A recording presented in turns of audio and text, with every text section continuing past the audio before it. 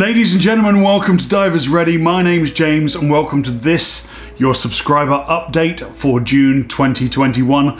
I hope you're all doing really well. We didn't do an update in May because it was my birthday and we were away. My wife whisked me away for a weekend that had absolutely nothing to do with diving, a complete clean break, and it was really refreshing and really nice to get away. But I do want to say thank you to each and every one of you that sent birthday greetings. It really meant a lot. Yeah, the big 4-0. I don't know, if anything, it's made me more focused. I've got a great energy level now, and we're getting through, you know, all of our students and still keeping up with the content, and the channel's growing. And yeah, for me, it wasn't really a big deal. It's actually probably just made me more focused, if anything else, on the goals that I want to achieve in this next decade. Speaking of goals, we didn't quite manage to hit our 40,000 subscribers before my 40th birthday at the end of May, but we did do it this month, and I want to say thank you ever so much.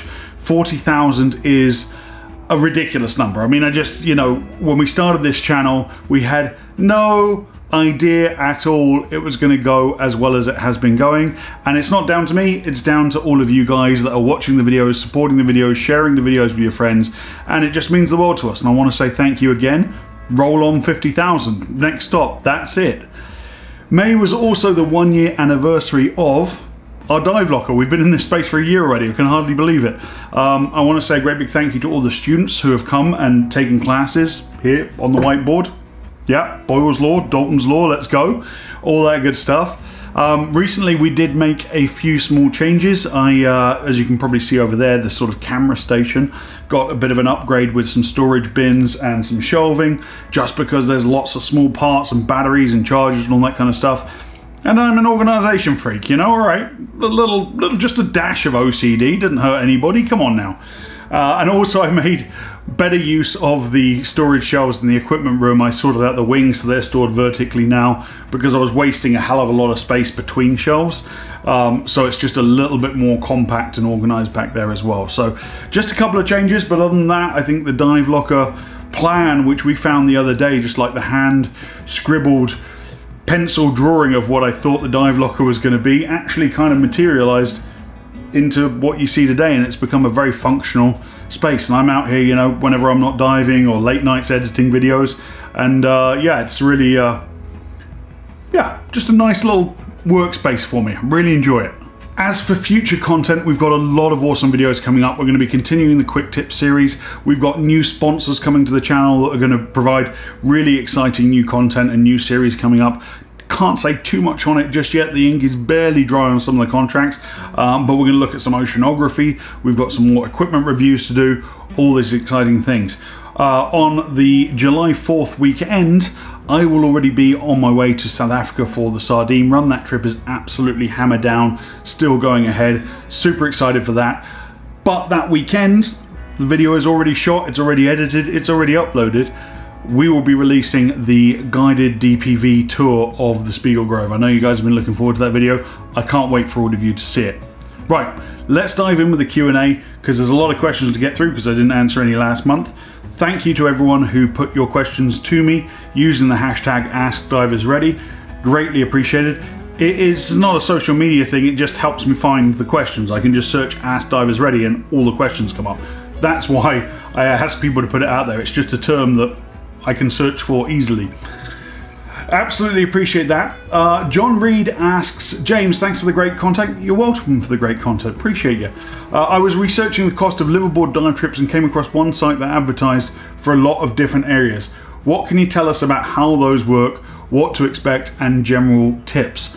I'm not sure if you mean how those work. Do you mean how liverboards work or how those websites work? I'm going to presume you mean websites, and I'm going to answer that question, John. So basically the websites that I presume you're referring to, things like liverboard.com, are basically clearance houses. So when group trips fall apart or when liverboards have unsold spaces, they go to these specific websites and offer crazy discounts. So it is a really cost-effective way of getting a liverboard trip under your belt. However, you have to have a lot of flexibility because they're only going to have those dates available, and you have to be able to go, or it might be quite short notice. It's like, hey, next month, half off this liverboard. okay, great. Can I get the time off? Can I get out there? Can I get flights? Is it all viable? In which case you're going to get a great deal. Other than that, if you're more regimented in your vacation time, then yeah, you need to plan ahead, and that's probably going to cost you, you know, full asking price. So absolutely, you know, as long as it's a reputable brand, liverboard.com is a fantastic website. Go for it. Absolutely. Gilles van Leishout. I'm butchering names already, guys. I'm sorry, man. I'm sorry. Hashtag Ask Divers Ready. Primary dive computer on the left arm or the right? Pros and cons of both. What do you teach your recreational students? Fantastic question. Not one that's been asked before on this channel.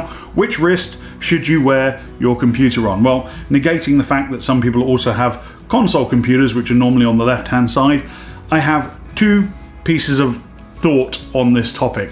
Number one, if you've got a wrist-mounted dive computer, you should wear it on whatever wrist you normally wear your watch. Why? Because in that situation, you have a greater likelihood of checking your computer more frequently. However, there's another school of thought, which I also kind of agree with, that says you should wear your dive computer on your right wrist. And the reason for that is because the most important time to look at your dive computer if you're doing a free ascent through blue water is to monitor your ascent rate. And if you're monitoring your ascent rate on your right wrist, your left wrist is operating your inflator hose. So there's two schools of thought there. I kind of agree with both of them. Ultimately, it's down to each individual diver as to what they're comfortable with. Hope that answers your question, Gilles. Thank you so much. Elliot Armstrong asks, is there a good scuba themed podcast that you like to listen to? Have you thought of starting one yourself?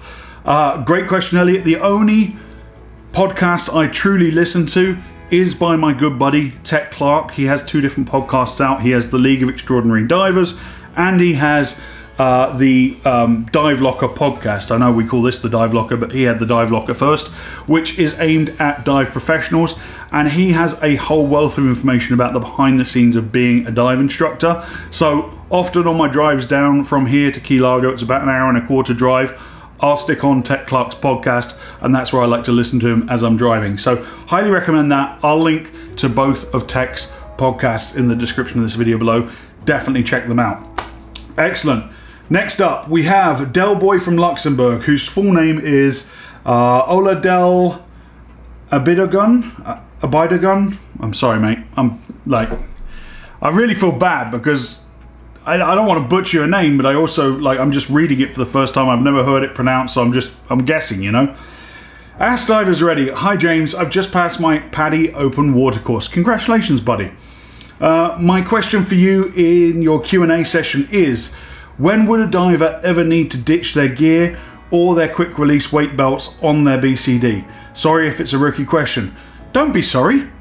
That's what I'm here for. I'm here to answer rookie questions, and it's perfectly okay to be a rookie. Welcome to the club, and again, congratulations on passing your open water course.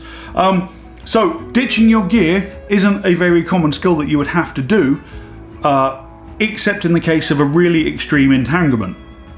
It's never a part of a dive plan to have to remove your gear underwater. However, on the surface, it can be quite a frequent skill that you have to practice depending on what kind of boat you're diving from. If you're diving from a boat, quite often you'll put your gear on in the water if you're diving, for example, from ribs, or take it off at least at the end of the dive, get out of the water and then pull your gear into the boat. So there are definitely times when taking your gear off is necessary. When would you ever release your weights? Absolutely in an emergency situation. If you're struggling to maintain positive buoyancy at the surface, well, let me backtrack. There's two ways to maintain positive buoyancy at the surface. Number one is to fill your BCD. If you had a situation where your BCD was broken, you broke the valve off it, it was unable to hold positive pressure anymore, then the second way of becoming positively buoyant is by dropping your weights. In a really bad emergency situation, it is always better to be on the surface than underwater. So that's why they train you to drop your weights in an absolute emergency. But for, you know, example, controlled emergency swimming ascent, you don't drop your weights. If you're doing a out of air drill with your buddy and you're on their octo, you don't drop your weights. But if you're in that situation where you need to achieve positive buoyancy, then absolutely that is a skill you need to master. And they should have explained that to you when you were doing your open water course. So I'm sorry that your instructor didn't share that information with you, because it's absolutely necessary. It's not just, hey, do this skill. It's also why you need to learn this skill and when you would ever have to use it. So hope that answers your question, Del Boy from Luxembourg.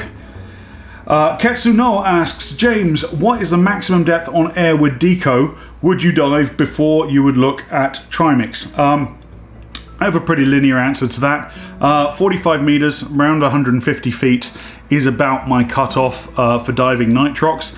Anything deeper than that, I mean, nitrox, you're diving like 22-24%, so you're basically on air anyway.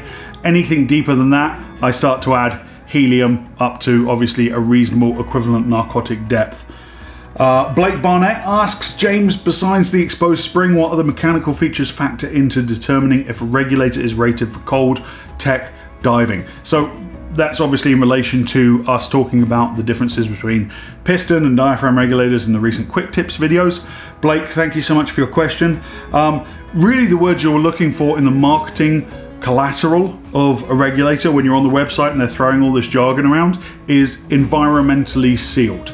Environmentally sealed for the second stages and the first stages usually implies that they've coated the inside either with some kind of a silicone or some kind of a Teflon, both of which are great insulators and resist the buildup of ice, which stops them from free flowing. And that's really what you're looking for in a cold water regulator.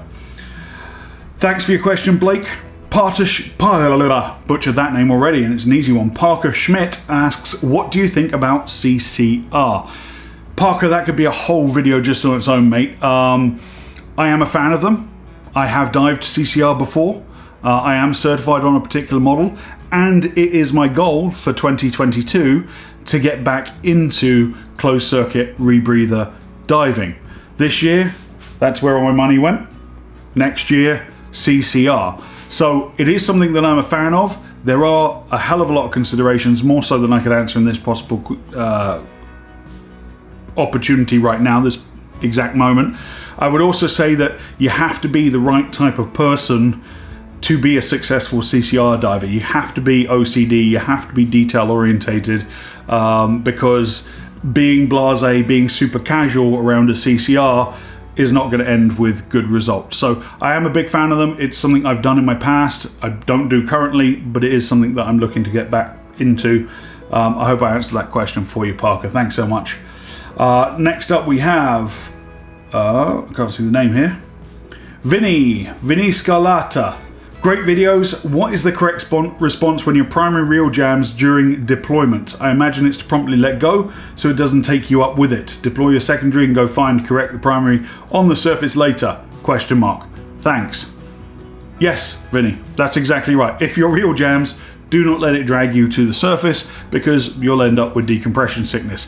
Let go of it, figure it out later. Worst case scenario, SMB and a semi-decent reel, you've probably lost somewhere between 70 and 100 bucks, which is way better than a ride in the chamber. So let it go. Hopefully you can recover it later. If you can't, too bad. Deploy your backup. Absolutely. So you're entirely right there. I have nothing more to add. Craig17G asks, hi, I'm really enjoying your videos. Thanks, Craig. Great to have you with us. You mentioned the 4 fundamentals. What are they in your view? Okay, so the way I teach scuba diving, before we do any skills or anything else in the open water course, we focus on getting the 4 fundamentals right. They are, regardless of what equipment configuration you're in, even if you're in CCR or you're doing side mount or whatever, you have to have your breathing down under control. Then you have to have your buoyancy under control. Once you've got your breathing and buoyancy under control, you need to work on your trim and make sure you have good posture in the water and equipment streamlining. And then fourthly, you need to work on your propulsion, which is your finning and your kicking techniques. So those are the 4 fundamentals. The glue that holds all those together is organization. So I call them the 4 fundamentals. There's really 5. Hope that answers your question. Bernardine Montassa asks, what if you want to take still photos, would I still use the external monitor or would I use the camera viewfinder? I'd use the external monitor. It's a bigger screen. I can get my framing better, and it's, you know, it's the same shutter release button on the camera housing. So yeah, I would absolutely still use the monitor, especially for framing or for taking shots where I want to look down into the monitor and the lens is pointing forwards. That's a really useful position to be in. Thank you for your question, Bernardin. Lee Sutton asks, is your fin choice based on the fin's buoyancy or thrust or size? All three really, Lee. It's a combination. It depends on what kind of dive I'm looking to do. But yes, you're always looking at sort of buoyancy from a trim point of view. If you have, you know, too floaty fins or too negative fins, it can affect your whole body position in the water. Thrust based on how much gear I'm carrying. If I'm in doubles with 2 stages, I want the maximum stiffness, the maximum amount of thrust. If I'm in a single tank light configuration, then softer, floppier fins are easier on the legs. And size, well, my size varies on what size boots I'm wearing, how thick my boots are, if they have a hard sole or a soft sole, all that kind of stuff. So all three of those things are the factors, which is kind of why I've got so many different kinds of fins. Hope that answers your question. Appreciate it, Lee. Thank you ever so much. And I think that's everything for right now. Yeah, there we go. Got through a lot of questions there. Thank you ever so much for everyone who submitted a question. If I didn't get to your question, I apologize. I always go back and try and find older questions that I missed before. So hopefully I'll be able to get to it in one of the future channel updates. But just again, guys, I want to say thank you so much for 40,000 subscribers. That's incredible. As always, I will keep putting out the videos as long as you guys keep watching them. It's my promise to you. That's all I can say. Thank you so much for joining me for this Your June channel update. Don't forget to subscribe to our channel if you haven't done so already, but I know you all have if you're watching this video, and I appreciate each and every one of you. Until next time, ladies and gentlemen, my name's James. Dive safe, dive often.